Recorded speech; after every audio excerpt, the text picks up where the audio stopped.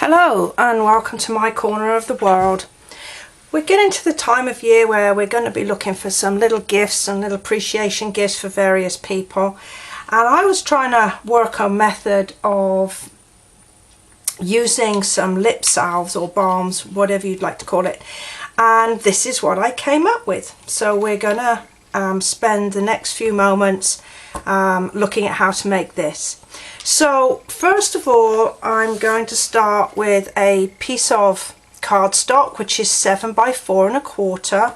So you can get 2 of these out of a sheet of regular 8.5 by 11.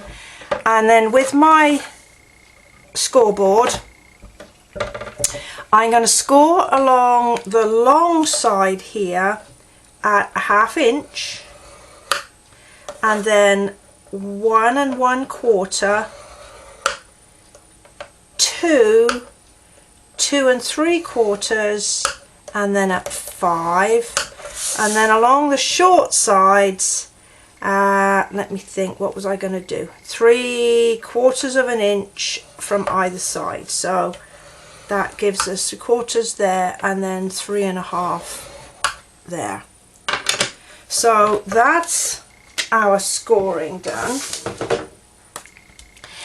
And the next thing I'm going to do is put the little aperture in there, and I'm going to turn it over to the back because I'm going to not really cheat, but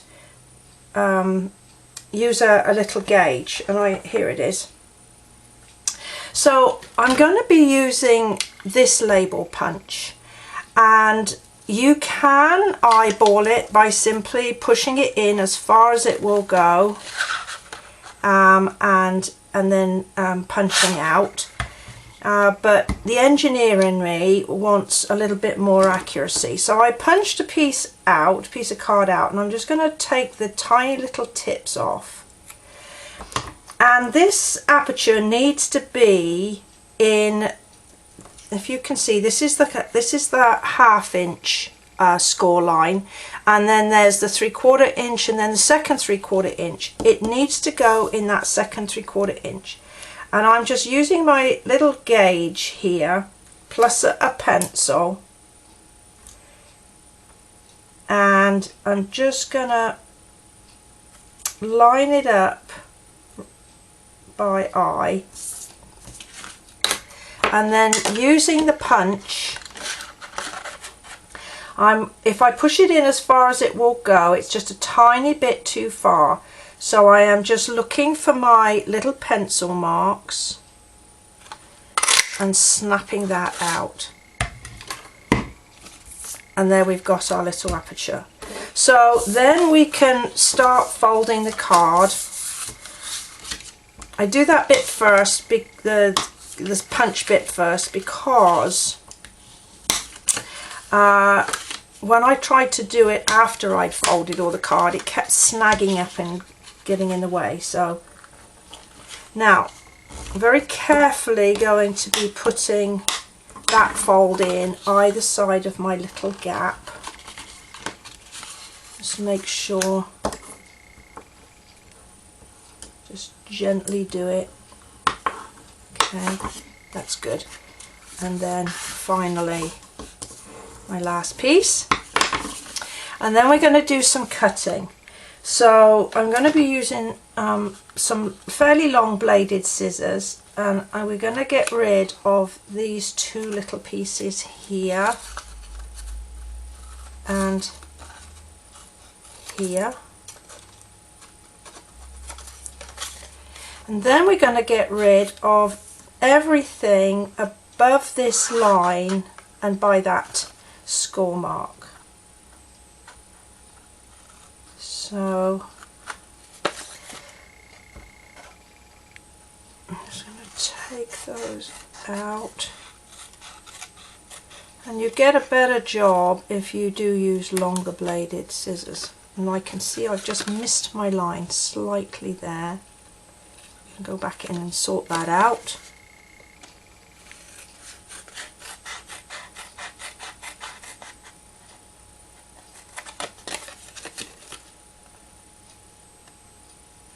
Okay, so those are those bits gone. And then we're just going to cut up these pieces. These are the ends of the box, like that. Alright, so I'm going to decorate up my box with a little bit of designer series paper, and this is from the Presents and Pine Cones pack, and this is 1 3/4 by 2.5. I'm also going to be using some fast fuse, and that will give me a good finish. So that's the first bit I'm going to fold down there, and then with my, whoops, make sure I use it on the right side, a little snail,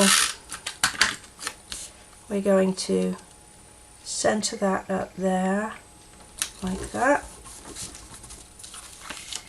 and then back with my fast fuse I'm going to pop it on the little 1/2 inch tab we've got there, and then if you fold it down like that and then keep it folded down and just let it naturally fall, then it'll be nicely in the right place. So I'm going to then tuck in my end pieces and a little fast fuse on the end.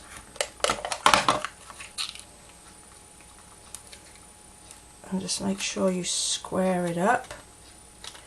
And then because I want to make sure it is pressed down firmly, I'm just going to use the end of my pencil just to give it a bit of a nudge. Okay, so then we're off with the decorating. So I've decided to use this stamp set, which is the Cookie Cutter Christmas, and it has a coordinating punch here, only this time we're going to use it upside down to cut out Rudolph. So we're going to use a scrap of vanilla card, and I'm using Early Espresso ink. Now, to make this punch easier to use, when you're cutting, stamping Rudolph, you want to stamp him upside down on a piece of cardstock. And that means that when you come to cut him out, everything will be in the right place to get him lined up, and you've still got a handle to work on there. And for his nose, I've got a little bit of red glimmer paper here, and these little circles here are perfect for doing his eyes, but I'm going to use one of them to do his nose. There we have his nose. And now I'm going to put my ink away because I have a habit of sticking a finger or an elbow or whatever in it. The sentiment I've used is Put on a Happy Face, and it's from the same stamp set. And again, I have stamped that in Early Espresso, and I've cut it out with a 1 inch circle punch and a little bit of Tombow adhesive, and then onto a 1 1/4 inch circle in Old Olive. There we go. Looks like I was a little bit energetic with that glue. It's shot off a bit there, but we can get rid of that by using the piercing tool, and then when it's dry I can just rub over with my adhesive eraser there. Okay, now he looked a little bit plain, but I didn't want to colour him completely up, so with my Gold Wink of Stella I'm just going to colour up his antlers just to give him a little bit more sparkle. Now, the inspiration from my box came from Poodles in the UK. She made one and it was a weeny bit too big for what I needed, so I twiddled around with some paper until I got the sizes I needed, and I'll share that with you in a few moments how I did that. And then I'm going to get my dimensionals, and I'm going to cut a small piece to put on the back of his nose.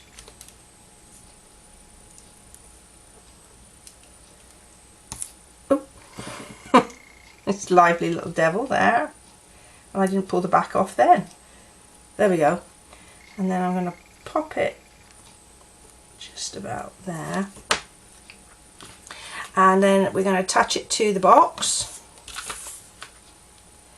And I'm going to use a dimensional and I'm going to pop it toward the bottom there. And the second one I'm going to pop on my box. And that way I know it's all going to be in the right place and it won't be hanging half on and half off when I get there. And then with my little sentiment, a dimensional on the back there, and I'm going to pop that at a jaunty angle. And somewhere here I did have my lip balms, but I think it looks like I've lost one, so I will be putting another little lip balm in there and just sealing up the end once it's in there. And there we have it, a couple of really cute ideas.